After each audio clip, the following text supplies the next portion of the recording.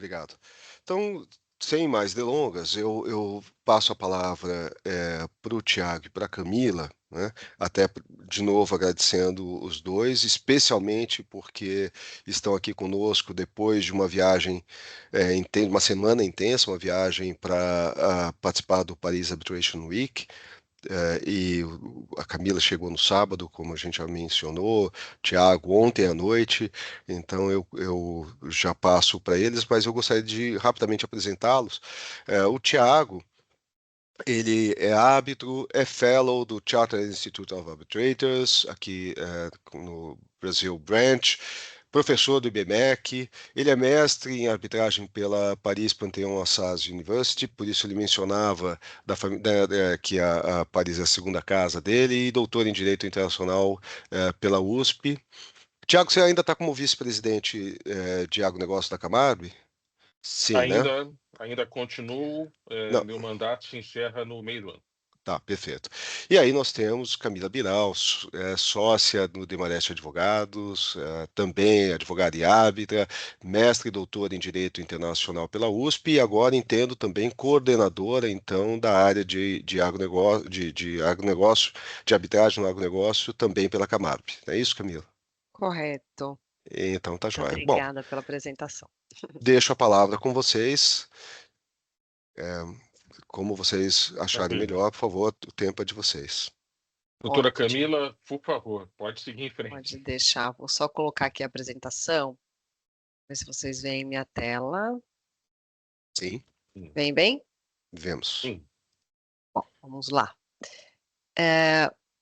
Bom, em primeiro lugar, muito obrigada a todas e a todos pela oportunidade. Queria agradecer, Frederico, a gentileza de nos permitir falar um pouco sobre arbitragem. Eu acho que esse tema deve ter vindo já em outras oportunidades aqui para a BAG, mas a gente, eu e o Tiago, a gente tem feito quase que uma catequização, né, e retomando essa catequização, porque a gente vê que vários setores da economia já abraçaram a arbitragem. Então, você tem setores farmacêuticos, indústria automobilística, todo o setor financeiro e o agronegócio. Não estou dizendo que ainda não tenha, mas a gente sente que, por ser um setor, né, da economia tão importante, tão pujante, com tanta complexidade, com tanta quantidade de contratos que a gente sabe que o agro envolve, a gente vê ainda que a participação do agronegócio, né, o uso da arbitragem pelo agronegócio ainda é muito tímido. E aí a gente, eu e o Tiago, a gente tem esse trabalho da gente via Camarb, dentro da Camarb, a gente fazer esse momento de reflexão, né? Por que que a arbitragem não é ainda o método preferido, né, desse nosso setor que é tão querido, que é o setor do agronegócio? Então, a apresentação de hoje, a gente vai buscar, e aqui eu estou trazendo para vocês o sumário dos pontos que a gente vai conduzir aqui durante a nossa breve apresentação. A gente vai retomar um pouquinho dos benefícios da arbitragem, a gente quer desmistificar um pouco a questão dos custos, porque toda vez que a gente fala arbitragem, um dos grandes entraves que a gente sente é justamente a questão de custo que a arbitragem envolve. Todo mundo torce o nariz e fala, não, a arbitragem é cara. E a gente sente que a gente vem, né, repetindo, e aquilo se torna uma verdade, e a gente quer trazer aqui um exercício para vocês verem que não é tão assim como dizem lá, aí fora. Um outro ponto que eu acho que, eu acredito que vocês já tenham, até onde eu sei, vocês já discutiram um pouquinho dessa questão dos problemas não, algumas decisões numa parte de execução de CRAS, que vêm sendo enfrentadas pelas empresas de agronegócio. Então, seria um exemplo prático de como a arbitragem poderia né, ajudar numa situação como essa. A gente vai falar também, e aqui eu vou deixar o Tiago trazer essa exposição, a importância de uma redação estratégica de uma cláusula compromissória, com ênfase na cláusula escalonada MED-ARB, e também a escolha adequada da sede de arbitragem, né, por conta da nova regra do artigo 63, parágrafo 5º. Então, com isso, a gente quer trazer aqui um ponto de atenção e mais uma catequização aqui nossa de que a arbitragem seja mais utilizada pelos contratos de agro. Então, já seguindo para o meu primeiro ponto, retomando um pouco quais são, né, os benefícios que a arbitragem tem. E o primeiro deles é uma coisa que para o agro é muito caro, é você ter jogadores especializados. Então, muito embora a gente saiba que existem juízes extremamente especialistas que estudam, se debruçam sobre os temas, a gente sabe também que o judiciário ele vem enfrentando ali uma carga de processos extremamente volumosa e que esse julgador, por mais que ele se debruce, por mais que ele seja um excelente profissional, não tem como ele saber de tudo, desde uma discussão de plano de saúde até uma questão de agronegócio, de especificidade de agronegócio. Então, seja com relação a uma discussão de propriedade intelectual envolvendo, né, uma patente do agro, ou mesmo a especificidade, por exemplo, de discussões de estatuto da terra, discussões imobiliárias, que são tão relevantes ali para o agro. Então, um dos pontos que a gente gosta de destacar da arbitragem é que, na arbitragem, você pode sim escolher jogadores que a gente saiba que tem aquela especialidade que as partes precisam para que aquele litígio possa ser julgado da melhor maneira possível, tá? Sem a gente ter que explicar, porque nada é pior do que receber uma sentença de alguém que realmente não entende do mercado. Então, na arbitragem, como todo mundo sabe, a gente pode escolher os nossos julgadores, né? Uma justiça que a gente chama de justiça privada, e isso, a França fala isso, a gente se choca um pouco quando a gente vai aprender, né, Tiago? Arbitragem, e na França eles começam falando, arbitragem, gente, é justiça privada. Então, a gente pode escolher um bom jogador, um jogador especialista naquela matéria. Então, a gente vê isso como um benefício que a arbitragem pode trazer para o agro. O segundo ponto é a questão da confidencialidade. A gente sabe, eu costumo dizer que no agro, a gente brinca, né, a rádio peão. A rádio peão é a rádio peão mesmo que acontece no campo. Então, a gente sabe que quantos litígios, né, e eu acompanhei, eu estou há mais de 24 anos aí trabalhando em agro, a gente sabe que às vezes a gente vai discutir, por exemplo, ações de performance de uma dada semente, né, de uma semente que tem uma tecnologia diferenciada e que por conta de uma condição climática daquele ano específico, a lavoura não foi tão a contento quanto se esperava. A gente sabe que às vezes um produtor entra com uma ação e basta ele ter vitória para que todos os vizinhos de uma mesma região tentem pegar carona nessa mesma ação. Então, a gente sabe que a confidencialidade, ela pode ser um elemento que as partes podem escolher, que aquela arbitragem seja confidencial, ela é um ponto positivo também para as partes escolherem a arbitragem. Então, olha, eu quero, né, e se eu tiver que pagar por conta de alguma discussão de performance, ok, nós vamos pagar, mas eu não quero que esse litígio saia aí, seja facilmente consultado, vire precedente. Então, a confidencialidade é um elemento que a gente traz aqui como benefício da arbitragem. O terceiro ponto é a agilidade. A gente sabe que por mais que o CNJ tenha apertado o nosso judiciário para trazer, né, as metas, toda a parte do acervo colocada em dia, a gente sabe que também o judiciário tem aí uma tendência de ser bem demorado o processo, e às vezes nem tanto na primeira instância, eu acho que até os juízes melhoraram muito esse tempo de julgamento, mas a gente sabe que por ter as 3 instâncias, né, a primeira instância, depois você recorre para o Tribunal de Justiça, depois para o STJ, todo esse percurso que o processo leva, ele acaba sendo demorado, né, por mais que todo mundo aqui também se esforce, a gente sabe, e na arbitragem a gente tem a possibilidade, então desde um litígio mais simples, até, por exemplo, aqui na Camarb, no nosso regulamento, a gente estipula como teto o teto de 3 milhões, então, litígios que sejam abaixo de 3 milhões, a gente pode ter um procedimento que a gente chama expedito. É um procedimento muito rápido, que em geral acaba em 6 meses. Então, você vê, imagina em 6 meses você ter seu litígio julgado. Agora, vocês imaginam isso, por exemplo, a economia que a gente tem, por exemplo, de juros legais, de correção monetária durante todo esse período, né? Ao comparar com o processo judicial, que pode levar aí de 5 a 7 anos num bom cenário. E o último ponto é a questão dos custos, né? Esses dias eu ouvi um diretor jurídico falar um ponto que, da perspectiva do advogado, a gente nunca lembra. Mas além dos custos mesmo, que a gente vai trazer no próximo slide ali, que é o desmistificando os custos, além dos custos do procedimento arbitral ser menos custoso que o processo judicial, e eu vou provar, a gente também tem um custo que, para a empresa, você manter aquela contingência ali sendo carregada na contabilidade, isso tem um custo que não é tão tangível para nós advogados, mas que para a empresa, você ficar carregando essa contingência por anos e anos e anos, isso tem um resultado maléfico para os números da companhia. Então, a gente entende também que a arbitragem tem esse elemento favorável que está muito ligado à agilidade. Pois bem, e aí eu vou para aquele meu assunto que é o desmistificando os custos. E na última reunião, eu e o Thiago, a gente conversou muito, eu falei, vamos fazer uma simulação? Porque eu acho que nada como a gente mostrar com números, né? E essa é a ideia dessa simulação. Então, a gente trouxe aqui uma simulação de um litígio de R$1 milhão, ele cairia dentro do procedimento expedito da Camarbe, tá? E lembrando, a Camarbe tem valores muito mais razoáveis em termos de taxas, de administração e de honorários também.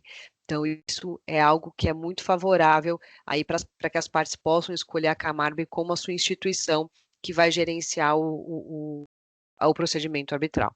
Então, a gente trouxe aqui uma simulação, duas simulações. Uma simulação de um caso um tanto quanto mais simples, de R$1 milhão, que ele cairia dentro do procedimento expedito, e uma simulação de um processo um pouco mais robusto de R$10 milhões. Então, o que a gente buscou? Na ação judicial, o que eu teria? Só de início, eu já teria ali uma custa inicial de R$15 mil, que seria aqui a gente está usando o cenário do TJ de São Paulo, tá, pessoal?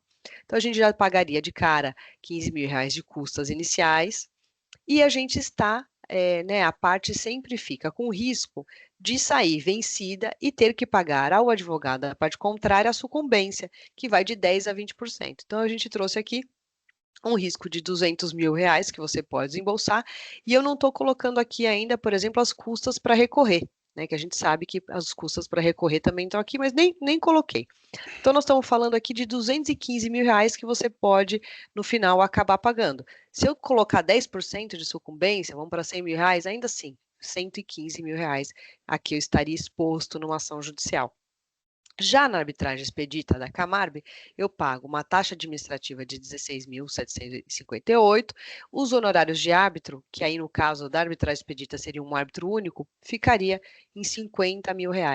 E por que eu não coloco sucumbência? Porque as partes podem livremente dispor, né, e se elas nada dispuserem, hoje existe uma tendência de que os árbitros não estão dando sucumbência para a parte contrária, né? Então, o que há é o reembolso dos honorários contratuais, mas as partes também podem, dentro da cláusula arbitral, elas podem dispor de que não vai cair não vai nem recair sucumbência e também nenhuma parte vai pagar os honorários da outra parte, isso pode ser livremente disposto, porque, olha, eu não quero ficar aqui com o risco de ter que pagar os honorários do advogado da parte contrária, né? Aquilo estamos dizendo os honorários contratuais, quer dizer, aquilo que a empresa, por exemplo, paga para o seu advogado.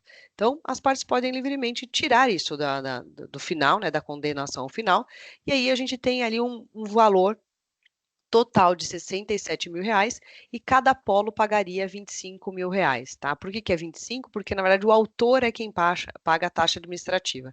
Então, cada polo pagaria R$25 mil. Vejam a diferença entre o que nós estamos falando aqui, ó. O judiciário, R$215 mil e R$25 mil. Então, na arbitragem expedita não tem nem discussão. Mas vamos olhar, então, um processo um pouco mais robusto, de R$10 milhões.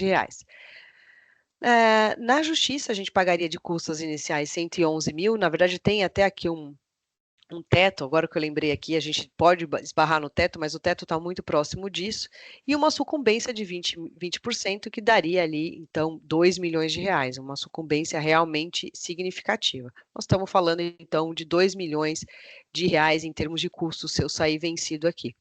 Já na arbitragem Camarbe, aí não dá para ser expedita diante do valor, a gente tem uma taxa administrativa de 95 mil e honorários de árbitro, que eu posso ter desde um árbitro para minha arbitragem, quanto 3 árbitros. Então, a gente vai ter aí uma variação de valor, mas ainda assim mesmo com uma situação de 3 árbitros, quer dizer, um painel com 3 árbitros em que cada parte escolha seus árbitros, a gente está falando de valores aqui realmente muito mais módicos do que a gente tem no processo judicial.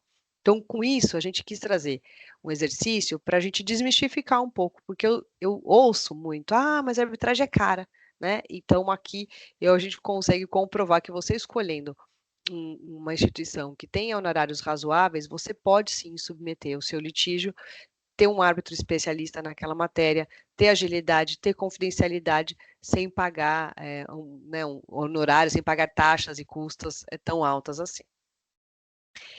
E aí, quando a gente fala ter alguém especialista no assunto, a gente lembra sempre, né, por quê?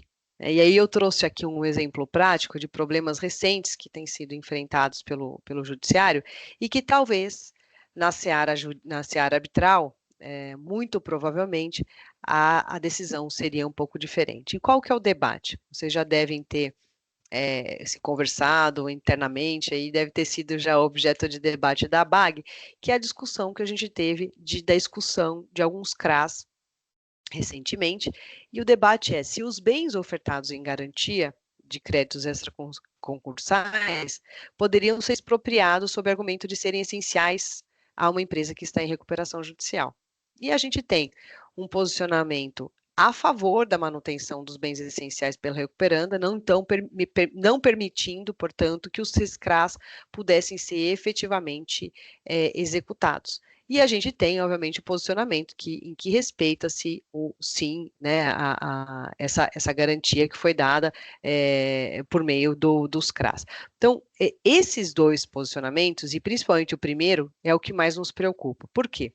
Muito embora esse juiz, e a gente teve ali alguns julgados de Sinop, de juízes de comarcas do interior, porém de comarcas que são irrelevantes em termos de agro, a gente viu um olhar do judiciário muito mais protetivo para a empresa de agro, mas é uma proteção que eu costumo dizer que é muito a curto prazo, porque se você for olhar a longo prazo, o que esse juiz está fazendo ela está protegendo hoje essa empresa agro, mas ela está desbalanceando todo um sistema de financiamento do agro, porque a hora que eu chego para um financiador, né, a hora que eu digo para um investidor que ele talvez não consiga executar esse CRA, isso descredibiliza todos esses instrumentos financeiros que foram criados justamente para que essa empresa do agronegócio tomasse um crédito mais barato no mercado.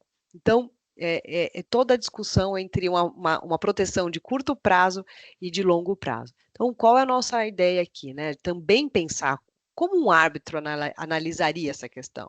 O árbitro, ele tende a ter um olhar mais privatista sobre esses negócios que estão sendo firmados no agro e entendendo que o agro é, sim, um ambiente extremamente sofisticado em termos de instrumento, de financiamento, de transações, e o árbitro certamente ele teria um olhar muito mais privatista, um olhar menos protetivo, não queria dizer assim, não vai proteger essa empresa, né, que está numa situação financeira ruim, mas vai ter um olhar muito mais equiparado, olha, eu não posso desbalancear todo esse sistema. Então, aqui é um exemplo em que, às vezes, o judiciário, colocando a mão dentro de uma discussão de agro, pode desbalancear todo o sistema em que foi criado. E aí eu passo a palavra ao meu queridíssimo, que eu chamo ele de meu chefe, o Tiago, para ele falar um pouquinho da importância da redação, né, Tiago, das cláusulas MED-ARB.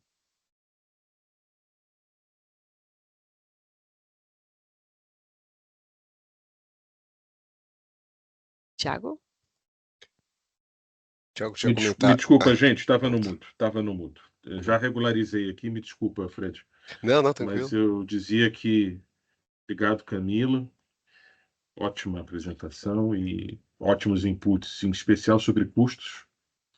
Acho que o que você falou aqui me lembra muito do Luciano Tim, que está presente. Tim adoraria fazer comentários sobre esse ponto, que leva muito em consideração a Line Economics.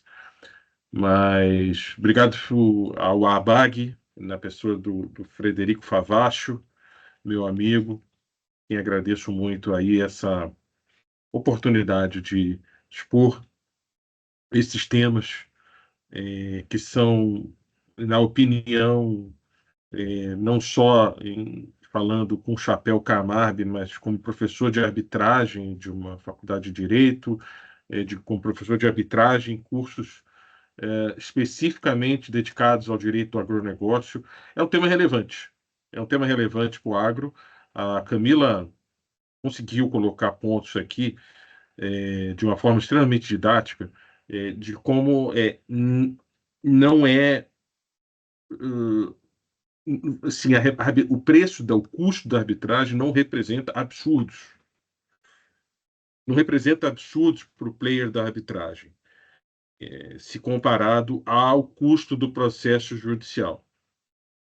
É claro que alguns alunos, fazendo um breve comentário sobre o que a Camila havia colocado, alguns alunos que eu tenho me perguntam, mas e aí como é que eu faço se eu perder? É assim que funciona a arbitragem. A arbitragem tem início, meio e fim. Se uma das partes não se sagra vencedora, ela precisa aceitar o resultado. Agora, há uma tendência das decisões na arbitragem terem uma qualidade maior do que aquela que é proferida no âmbito do Poder Judiciário, muito em razão da prova que é produzida, da oportunidade que as partes têm de apresentar o seu caso, do aprofundamento dessa prova, em especial no agro, em que a matéria, às vezes técnica, é muito complexa. Às vezes a gente está diante de casos em que a gente precisa discutir num contrato de arrendamento ou de parceria agrícola qualidade do solo, ou casos em que a gente precisa discutir preço de uma determinada cultura agrícola, da cana-de-açúcar, por exemplo, que é uma cultura cujo preço é autorregulado e uma autorregulação extremamente específica. Eu não gosto de dizer esse termo complexo, parece um pouco arrogante, mas específica, né? O Consecana tem os métodos dele. Os especialistas no direito do agronegócio conhecem Consecana. O judiciário talvez conheça, mas vai depender da carga de processos desse juiz. Vai depender da comarca também. Ou seja, o que a gente tenta fazer, falar de agro, é falar de assuntos extremamente técnicos. E esses custos que a Camila bem trouxe, eles são muito mitigados quando a gente ingressa na arbitragem. E os custos que a Camila trouxe são custos da Câmara da qual nós atuamos, né, que é a Camarb, né? A Camarb é a Câmara pioneira em matéria do agronegócio, pioneira em razão da incorporação da CARB, né, pela Camarb em 2018. Né? A CARB nasceu por meio da Sociedade Rural Brasileira, a sociedade centenária, da qual eu tenho também muito orgulho de ser um dos sócios, e foi absorvida, foi incorporada pela Camarb em 2018, ou seja, desde 2018 a Camarb passou a ser a câmara de referência no agronegócio, entre as câmaras de arbitragem mais utilizadas pelos players brasileiros. Tá?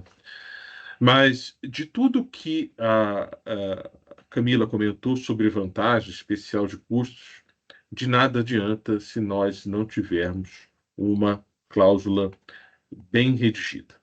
Tá? Então, eu acho que a gente não precisa passar aqui por modelos de cláusula. Todos nós somos profissionais da área jurídica, já sabemos, hoje com 30 anos de lei de arbitragem, a lei de arbitragem completa esse ano 29 anos, né? No ano que vem 30, mas com quase 30 anos, os advogados, os in-house counsels já aprenderam a colocar uma cláusula arbitral em pé. Ou seja, o que significa isso? Colocar uma cláusula arbitral que possa ser operacionalizada, que não dependa do Poder Judiciário para a viabilização da arbitragem. Mas, às vezes, regras novas no direito, em especial no direito processual, vão surgindo, e isso faz com que nós tenhamos sempre que nos adaptar na redação de cláusulas de arbitragem. Então, eu vou até pedir para a gentileza da Camila passar para o próximo slide. Tá? Eu acho que pode só falar do anterior um pouquinho, Camila, um pouco da cláusula MED-ARB. Camila e eu aqui, na qualidade de representantes da Camarb, mas na qualidade de especialistas em arbitragem, nós não estamos aqui querendo vender necessariamente a arbitragem para os senhores, para os associados da Camarb. É preciso que os players do agro conheçam formas extrajudiciais de resolução de conflitos. Tá? E eu queria muito que os senhores conhecessem a mediação ou dispute board. Tá? São mecanismos extrajudiciais que têm tido alguma utilização, não uma utilização tão frequente como a da arbitragem, mas uma utilização que vem crescendo. Tá? A mediação extrajudicial, ela foi regulamentada no Brasil a partir de uma lei 13.140, de 2015, tá? E apesar de ela sempre ter sido lícita e sempre ter sido utilizada, mas ela foi fomentada muito pelo CPC de 2015, e na onda do CPC promulgou-se a Lei 13.140. É uma lei muito bem feita, muito bem escrita, muito completa, e que realmente dá segurança aos players do agro a utilizar esse método para resolver conflitos. A gente não trouxe ainda aqui, mas se a gente um dia que trouxesse, Camila, a gente poderia ver que ele é ainda mais barato que o uso da arbitragem. Tá? Essa cláusula média-arb, essa cláusula escalonada, ela pressupõe que uma mediação será realizada antes da arbitragem. Pode ser que ela dê certo, pode ser que ela não dê. Hoje em dia, no Brasil, eu vejo que nem sempre dá certo. Tá? O Brasil é um país de cultura litigante. É um país de cultura extremamente litigante. Um tema que é relacionado à litigância, que o Luciano Tim vem desenvolvendo muito, é litigância predatória. Isso não é tema de hoje, mas só o tema da litigância predatória já mostra que o Brasil é um país litigante. No entanto, o agro é um mercado que precisa se manter estável. Tá? A estabilidade é o que marca, né, o sucesso do agronegócio. O agronegócio ele é formado por cadeias produtivas agroindustriais que nascem desde o momento antes da porteira e continuam após a porteira. Tudo isso envolve uma cadeia de contratos, um emaranhado de contratos e que eles precisam ser cumpridos. Contratos foram feitos para serem cumpridos. Tá? E nesse ponto, o uso de uma mediação em caso de conflito, ele pode ser viável desde que as partes tenham esse tipo de pensamento de querer manter estabilidade, de querer manter o contrato, de querer manter relação, tá? De querer focar na manutenção dessa relação. Que é isso muito bem que nós colocamos nesse slide, o favorecimento de um ambiente negocial.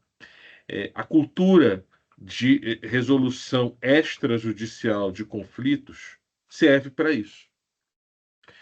Isso é um ponto que os players do agro ainda não estão tão acostumados. E é o que a gente quer que o player se acostume. É realmente uma mitigação de custos enorme em relação tanto à arbitragem e muito mais em relação ao poder judiciário. Tá? Ou seja, convido os colegas a verificarem esses modelos de cláusula. A Camarb tem no seu site esses modelos de cláusula. MED-ARB é a forma como a doutrina chama, né, intitula esse tipo de cláusula, e o judiciário tem sido muito, vamos dizer, atento à violação desse tipo de cláusula. Ou seja, já existem julgados aí que mencionam o respeito que as partes devem ter ao uso dessa etapa anterior, que é a mediação. Salvo engano, há um julgado do Tribunal de Justiça do Paraná, que, na minha opinião, talvez seja o melhor a respeito desse tema. Um segundo ponto, aí podemos já, Camila, por gentileza, passar para o próximo slide, é um ponto já falando de arbitragem, mas a gente aqui está falando um pouco de processos. Tá? Em 2024, o CPC realizou uma mudança no seu artigo 63, tá? Praticamente cortando a autonomia da vontade das partes no momento da escolha vamos dizer, do foro, né? Da cláusula de eleição de foro. Tá? O que isso implica na arbitragem? Tá? Na arbitragem, toda arbitragem tem uma sede. Normalmente a sede da arbitragem é a sede da Câmara. Normalmente, Camarb, por exemplo, é uma Câmara que nasceu em Minas Gerais, mas hoje em dia ela está em vários estados brasileiros, mas consolidou-se em São Paulo hoje o mercado da Camarb, em razão dos casos que a Camarb tem. Mas o que acontece? Essa regra nova, ela hoje em dia ela proíbe a eleição de um foro que não guarde relação com o local do negócio jurídico, o local do domicílio ou residência de uma das partes. O tribunal não, o judiciário não considera mais isso. E há uma preocupação sobre a sede da arbitragem, né?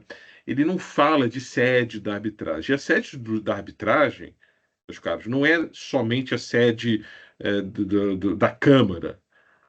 É a sede do judiciário, que vai dar apoio à arbitragem. Tá?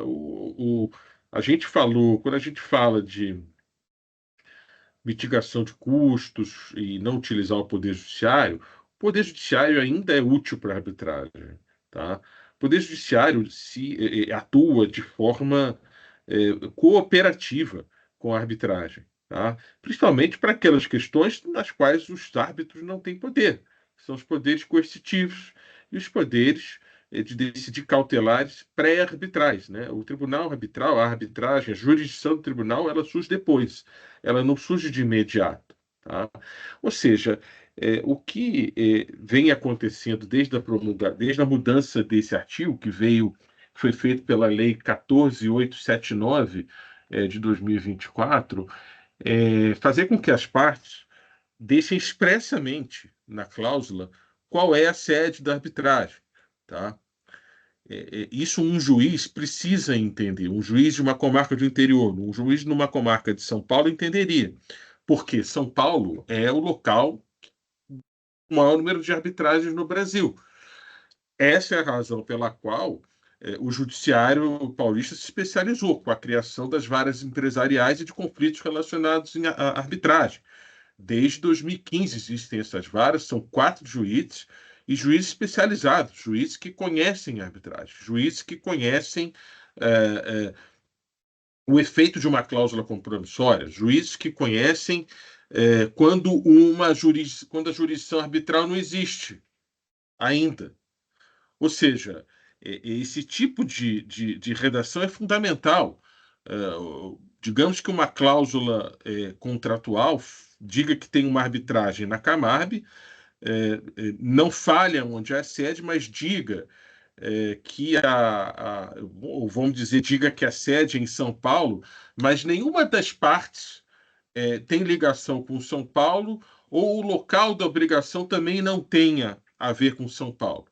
É bem possível que se houver uma medida cautelar prévia ajuizada, por exemplo, no Foro de São Paulo, que era a sede da arbitragem, ou no Foro de uma comarca, desculpa, no Foro de uma comarca do interior, um juiz tire esse dê por incompetente, em razão de todas aquelas questões que foram trazidas não guardarem relação com o local da abrigação e o domicílio das partes. Ou seja, eu não quero fazer uma propaganda para São Paulo, mas queira ou não queira, São Paulo capital é a capital da arbitragem do Brasil, tá? É o judiciário mais especializado. E as partes, quando elegem, quando redigem uma cláusula de arbitragem,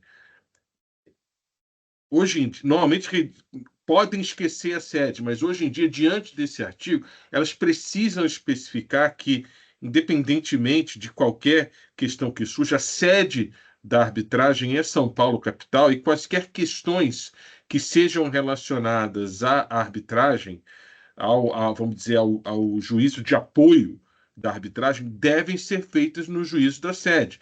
Tanto questões relacionadas a medidas cautelares pré-arbitrais, sejam aquelas questões de controle judicial da arbitragem, quando eventualmente for necessário cumprir uma sentença arbitral.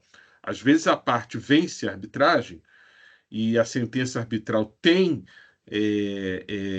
a mesma natureza de uma sentença judicial. A sentença arbitral constitui título executivo extrajudicial, artigo 31 da lei de arbitragem, artigo 515, inciso 7º do Código de Processo Civil. Todas essas questões hoje em dia, diante dessa nova redação, justamente para mitigar o que se fala nesse parágrafo 5º de juízo aleatório, hoje em dia, no meu modo de ver, devem ser previstos numa convenção de arbitragem. Eu creio que eram esses pontos, né, Camila, que a gente gostaria de trazer, e ficamos aqui abertos para perguntas. Fred. Obrigado, Thiago. Thiago, é sempre bom te ouvir. Thiago tem mesmo, né, essa facilidade de exposição como o professor que é, e eu também adorei ouvi-la, Camila. Foi precisa a sua apresentação, fico muito contente. E, obviamente, eu reforço aqui o convite que Thiago e Camila fizeram para o nosso público, de não só conhecerem mais sobre arbitragem e mediação, mas especialmente conhecerem a Camab, né, que é uma parceira de primeira hora da BAG nessa matéria. Camila e Thiago sabem que eu também venho há muito tempo, de alguma forma também, né, tentando fazer essa catequese, né, em relação à arbitragem, a importância da arbitragem para o agronegócio, adotando, inclusive, em muitos contratos aqui pelo escritório, e, de fato, inclusive, mediação, mais recentemente, viu, Thiago? Que bacana, eu tenho encontrado mais receptividade quando eu sugiro a mediação para os meus clientes. Se alguém tiver alguma pergunta, quiser aproveitar e fazer alguma pergunta, assim, claro. Aqui nós temos um outro mestre e um outro árbitro de renome, o professor Luciano Tim. Ia aguardar a apresentação para mais tarde, mas já passo a palavra para ele. Citado várias vezes pelo Thiago, Grande inclusive. Tim. Agradeço a gentileza da menção do professor Tiago, é uma honra ouvi-lo, também Camila, que já encontrei aí também em arbitragens. De fato, esse desafio de convencer o setor do agro a incorporar arbitragens é um desafio meritório. Assino embaixo aí de todas as vantagens econômicas, né, e processuais que se pode ter. A gente já fez alguns eventos e eu para o setor e percebi alguma resistência, apesar de algumas empresas apanharem frequentemente, né, no judiciário e enfrentar considerando o foro que eles... eu também fiz um evento com o Instituto Não Aceito Corrupção, né, que é ligado ao professor Miguel Reale, enfim. Nós temos grandes desafios de compliance, infelizmente, né, também onde acabam muitas disputas acontecendo, né, no setor do agro, e as notícias abundam nesse sentido. Então, também existem outros fatores que a gente precisa falar abertamente, porque somos acadêmicos e advogados, e essa é uma realidade, né, que acaba se impondo. Então, em adição a tudo isso que eu concordaria, acho que ainda existe um outro fator que as notícias, infelizmente, ali em alguns tribunais acabam todo dia trazendo notícias negativas, né? E decisões que são mudadas em apelação, no embargos, no dia seguinte, quando, sabe, umas coisas assim realmente que eu não estou dizendo que haja, o Instituto não aceita corrupção, mas eu não estou dizendo, obviamente, que haja, eu só estou dizendo que há um desafio ali de governança, né? Então, acho que a arbitragem, do ponto de vista de governança, tem mais controle das partes, então, creio que também seja um motivo adicional para a gente pensar aqui. E encerro aqui Maravilha. para não alongar. Desculpa não poder ficar mais, Luciano, para assistir, mas tanto eu quanto Camila teremos um compromisso. Adoraria ouvir você falar e, quem sabe, um dia de litigância predatória no agro. Ia ser uma maravilha. Muito Tem bom. muito. A gente fez um estudo no campo da recuperação. Da É, recuperação judicial tem Olha, verdadeiros horrores, né, sendo é. praticado. Pois é, tenho visto no que você tem colocado aí nas redes e me preocupa muito. E obrigado, Frederico, aí por toda a paciência conosco e oportunidade. Sempre um prazer ouvi-lo. Tiago e Camila, antes de vocês saírem, temos um pedido aqui, acho que da Jéssica, pedindo se vocês podem disponibilizar o e-mail de vocês Sim, para contato. Pode colocar no chat claro, mesmo, que acho que claro. né?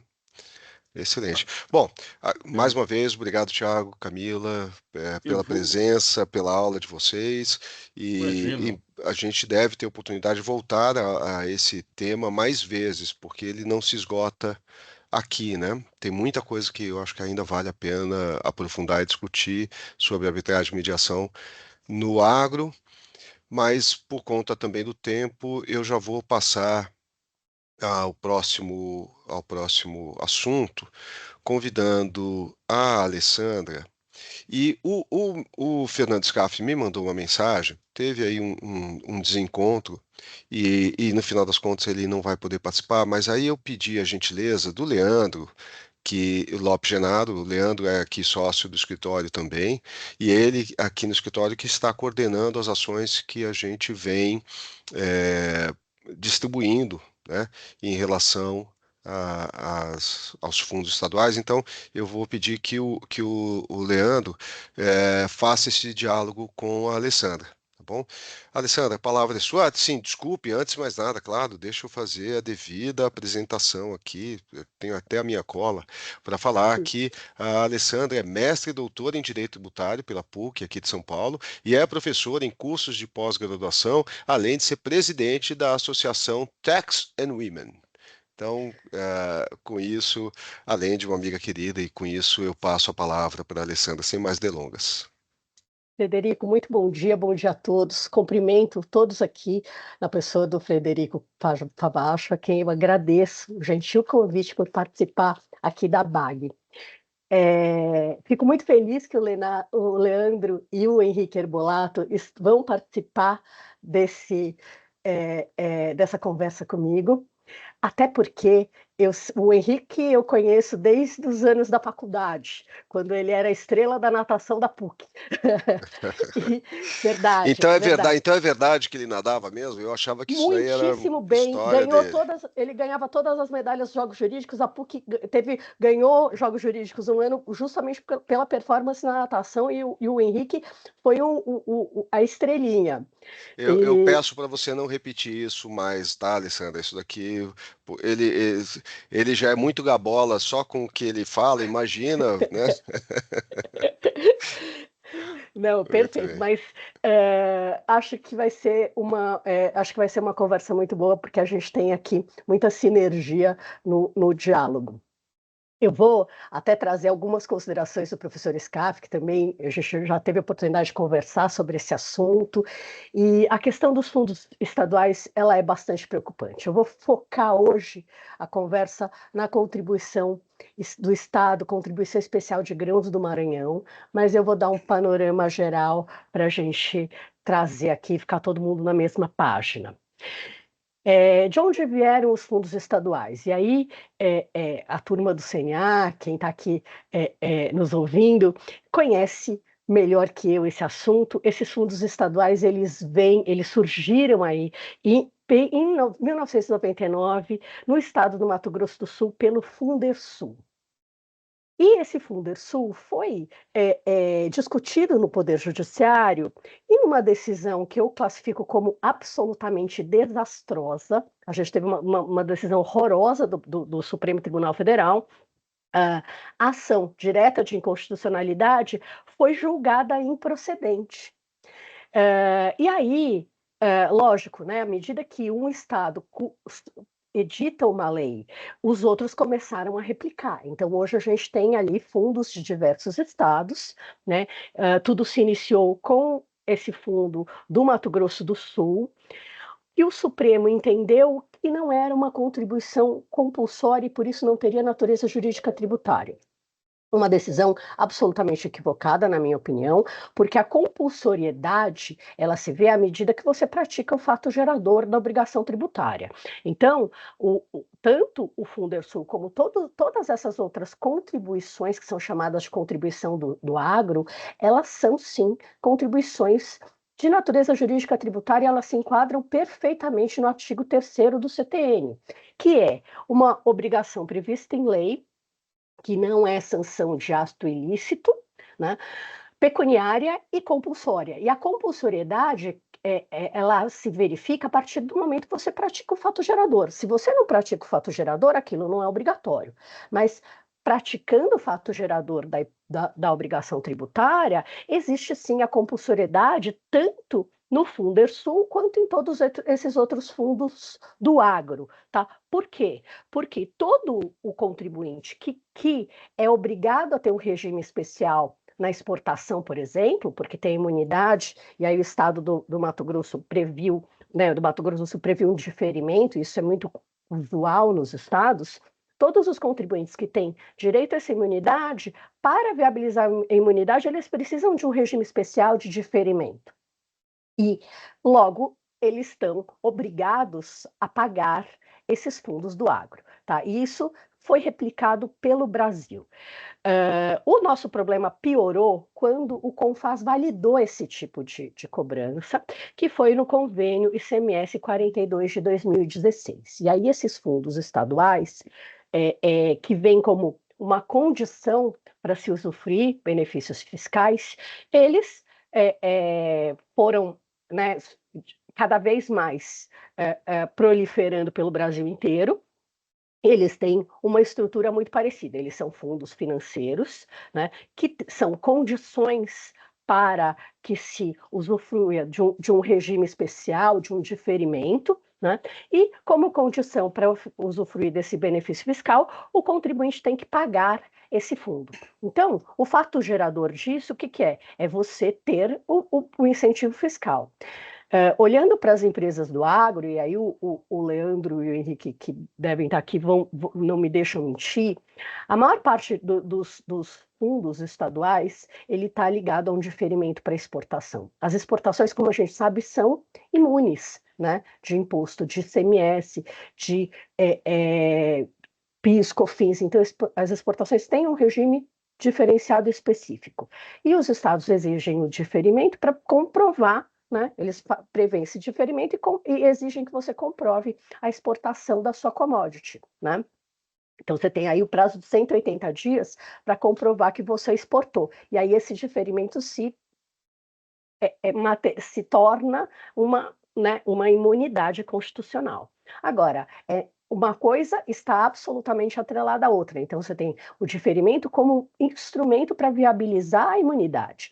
E as empresas do agro, todas elas dependem disso para a operação delas. Então, ter um regime especial na exportação não é uma faculdade para o agro, é uma necessidade de negócio para cumprir a imunidade constitucional. E aí, a nossa situação, desculpa, eu acabei passando, a nossa situação ficou ainda mais difícil quando veio a reforma tributária e foi introduzido o artigo 136 do Ato das Disposições Constitucionais Transitórias.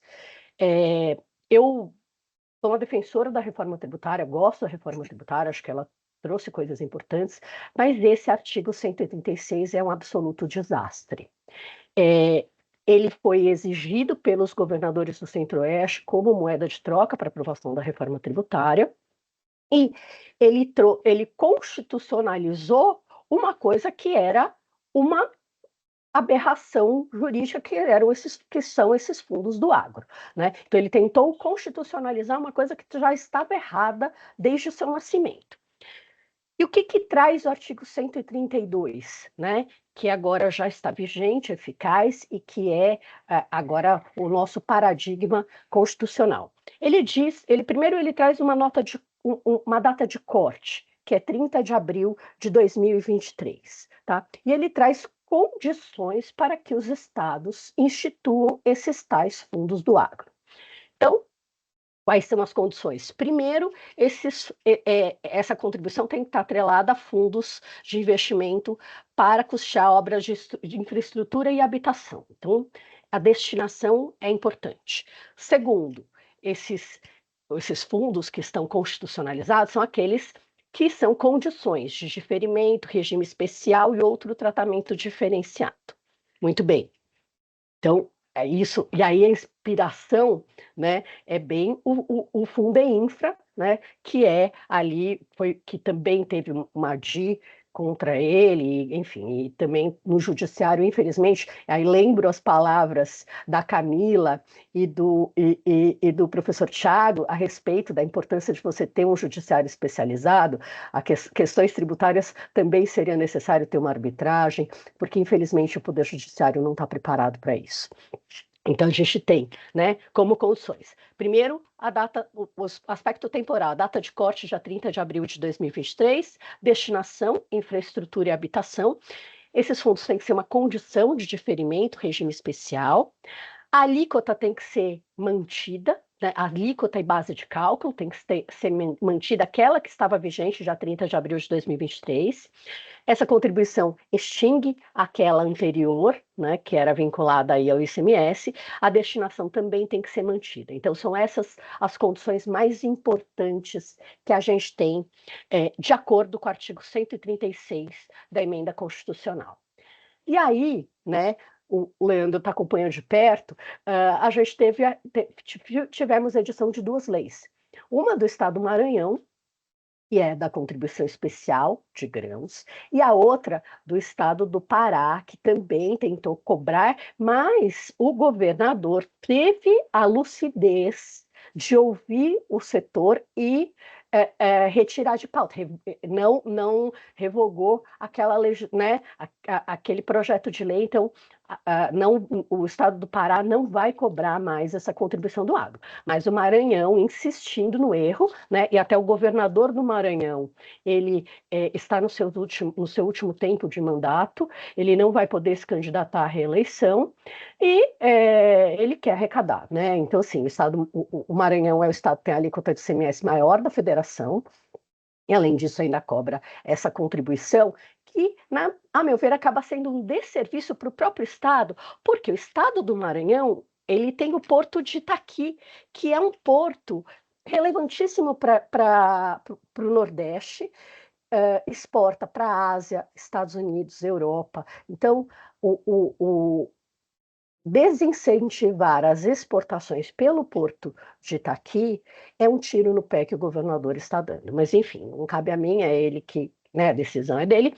Mas, além disso, é uma absoluta inconstitucionalidade. Eu costumo, quando eu falo dessas contribuições do agronegócio, eu costumo compará-las a ornitorrincos, porque elas têm nome de contribuição, elas têm uma feiçãozinha que parece que a destinação é contribuição, mas na verdade elas são impostos.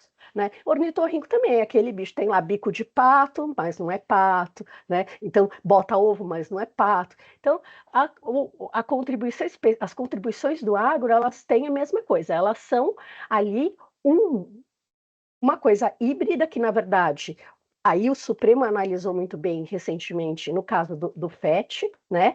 É um adicional, um verdadeiro adicional do ICMS. Quando a gente vai olhar em questões tributárias, né, que define a espécie tributária? Fato gerador e base de cálculo.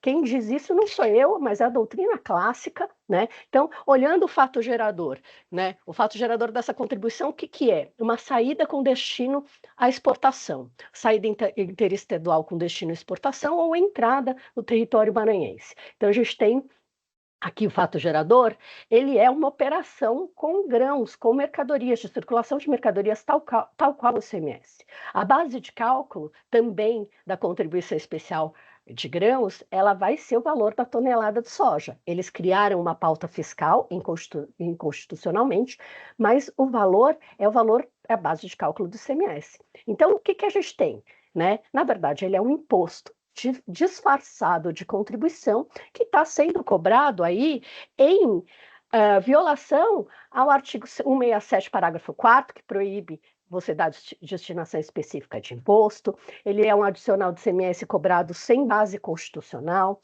e ele tem uma série de ilegalidades. E aí, trazendo agora específico a comparação da contribuição especial de grãos anteriormente, né, vigente até março desse ano, tinha a taxa de fiscalização de transporte de grãos cobrada pelo Estado do Maranhão, né? E ela era sobre a prestação de serviço de transporte, né? Então era esse o fato gerador.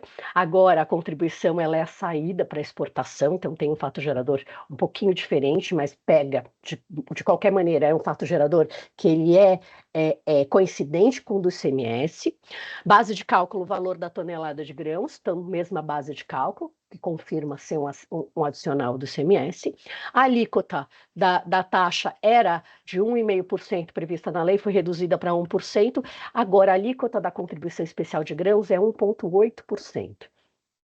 Quem trabalha no agro sabe que as commodities elas são reguladas pela Bolsa de Chicago. Então, o preço ele segue essa regra, né? E a margem de lucro das empresas não é uma margem de lucro que não chega a 1,8%. Então, isso vai definitivamente onerar as exportações.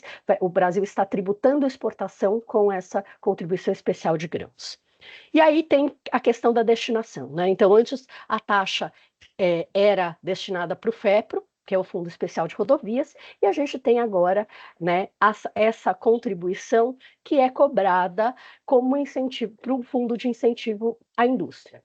Então, olhando aqui, né, a taxa de fiscalização é o que existia na data de corte, dia 30 de abril de 2023, e a gente tem uma contribuição que é cobrada com fato gerador diferente, ampliado, então mudança do fato gerador e da base de cálculo, que não poderia pelo artigo 136 do ADCT, mudança de alíquota, que também não é permitido pelo artigo 136 do ADCT, a destinação, Fundo de Indústria, de Incentivo à Indústria do Estado do Maranhão, não está de acordo com habitação e infraestrutura, que é o que existe o caput do artigo 136 do ADCT. Então, a gente tem aqui uma contribuição que ela é um adicional do ICMS, como decidiu o Supremo na ADI do FET do Tocantins, 6365. Ela não respeita os requisitos do 136 da Constituição Federal, agora pós-reforma. O Estado do Maranhão está cobrando isso sem competência constitucional para fazê-lo, né? Existe uma ilegalidade da base de cálculo, que está ali por pauta fiscal, e ela viola frontalmente a imunidade das exportações, o que é um caso sério, né? O Brasil está exportando tributos com isso. Além disso, e aí, voltando no fato gerador, a gente tem a cobrança na entrada de caminhões de soja no território do Maranhão para exportação. Então, remessa para formação de lote, remessa para exportação, entra no território do Maranhão, no posto fiscal, e o Estado fez um terrorismo, parou dezenas de caminhões nas fronteiras, né? Chegando o caminhão de soja, eles já só liberam o caminhão a hora que é paga essa contribuição especial de grãos. O que implica aqui outras violações constitucionais. Então, a gente tem aqui, primeira violação, artigo 150, 5 da Constituição Federal, porque você tem uma instituição de um limite ao tráfico de mercadorias que não é permitido pela Constituição Federal. A Constituição Federal coloca que a única limitação ao tráfego pode ser o pedágio de rodovias. Não é essa contribuição não poderia ser cobrada e está infringindo o 150 da Constituição, inciso 5º. Além disso, o artigo 152 prevê que os estados não podem fazer diferença e cobrar tributos baseado em procedência ou destino das mercadorias. E o Estado do Maranhão está fazendo exatamente isso. Em relação ao 152 da Constituição Federal, tem muita jurisprudência do Supremo em ADI que consagra esse princípio e que julga inválida a cobrança de ICMS por estados, quando em violação ao artigo 152 da Constituição Federal. A cobrança do ICMS ela tem que ser uniforme no território nacional. Então, você não pode cobrar tributos de modo pontual e sem essa discriminatórios entre origem e destino. O ICMS ele deveria ser cobrado de uma forma uniforme, né? Então esse é o princípio da uniformidade da tributação, que também fundamenta a inconstitucionalidade dessa cobrança da SEG, né? O artigo 136 também tem um outro ponto que eu acho da maior relevância. Ele vai trazer conflitos federativos. Por quê? Hoje, os estados que cobram essas contribuições do agro e são Mato Grosso do Sul, Mato Grosso, Goiás, Tocantins, Piauí, Maranhão, né? São 6 estados, ou talvez tenham, né? Esses são os principais estados que cobram essa contribuição. Eles cobram dos grãos produzidos no próprio estado, né? Por quê? Porque isso segue a lógica dos incentivos fiscais do ICMS no regime atual, regime de origem, tributação na origem, né? Então, o Estado que dá o incentivo fiscal e põe a condição, e aí esses fundos têm que ser condição para usar o incentivo fiscal, é o Estado de origem, aquele onde se produzem os grãos, né? O Estado do Maranhão está cobrando essa contribuição infringindo a competência, né, do Pacto Federativo e a competência de origem dos estados. E aí, o que a gente tem?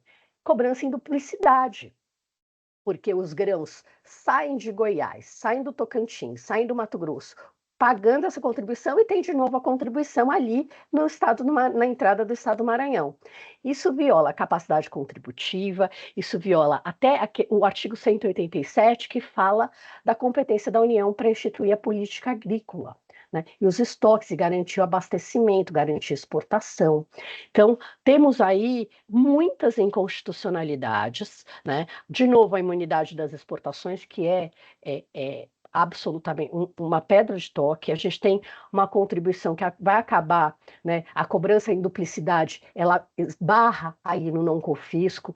Então, são muitos argumentos que a gente tem para dizer que essa contribuição é inconstitucional. Agora eu vou pincelar algumas dificuldades que a gente tem, depois vou deixar o Leandro, que também está enfrentando isso, tá? Mas ouvindo a Camila e o Thiago falando de arbitragem antes, eu me identifiquei muito com as dificuldades que a gente enfrenta no judiciário. O Tribunal de Justiça do Estado do Maranhão tem desembargadores bons, mas a gente tem primeiro, né, primeiro grau, os juízes, eles passam a vida deles estudando direito privado e direito penal. Então, chega a matéria tributária, não só eles não têm a familiaridade, mas eles também, eles não gostam, eles não assim, não é uma coisa que faz parte do dia a dia deles. Então, a gente tem muita dificuldade até em questões de teoria geral do direito, isso, fato gerador, base de cálculo, de compreensão do direito tributário em si. Né? Até o IBET tem agora um curso de especialização de direito tributário no Maranhão, mas começou esse ano e é um dos poucos. Né? Não existe essa especialização do Poder Judiciário como seria importante. Né? E outro ponto que a gente esbarra, e aí também vou deixar o Leandro complementar, é a questão política. O governador, e aí eu milito já no Maranhão há 3 anos, já estava discutindo a inconstitucionalidade da taxa de fiscalização de transporte de grãos. A gente teve, né, uma decisão favorável no órgão especial do Tribunal de Justiça do Estado do Maranhão, e depois, no segundo julgamento, que foi anulado por um vício formal, o que aconteceu foi que desembargadores que tinham votado favoravelmente à tese mudaram a sua opinião, e eu fui até os gabinetes e conversei com eles, e a justificativa era: o governador me ligou. Então, o nível de dificuldade que enfrentamos é exatamente esse. Então, é difícil, e aí por isso até volto, né, a sugerir a possibilidade de uma ação direta de inconstitucionalidade para essa matéria, que merece a atenção, porque, infelizmente, o Tribunal de Justiça do Estado do Maranhão não é fácil a advocacia lá. Então, agora vou deixar o Leandro complementar, Leandro e Henrique também têm vivência nessa área, e termino aqui a nossa conversa agradecendo mais uma vez a oportunidade de estar aqui na ABAG. Muito obrigada, Frederico. Devolvo a palavra a você.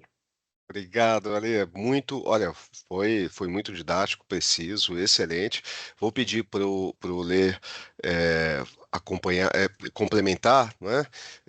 Vou pedir ao Leandro uma consideração especial ao tempo, porque a gente ainda tem o Tim para ouvir, mas eu quero ouvir do Leandro e do Henrique, que também se juntou a nós, considerações aí sobre o que nós temos na prática vivido e enfrentado com essas ações. Leandro.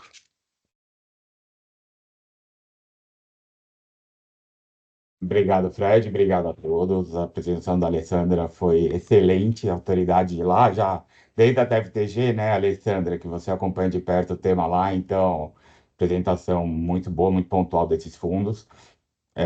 O Henrique sempre fala bastante de você aqui, do carinho que ele tem por você e disso. Então, ficamos contentes de participar da mesa aí com você.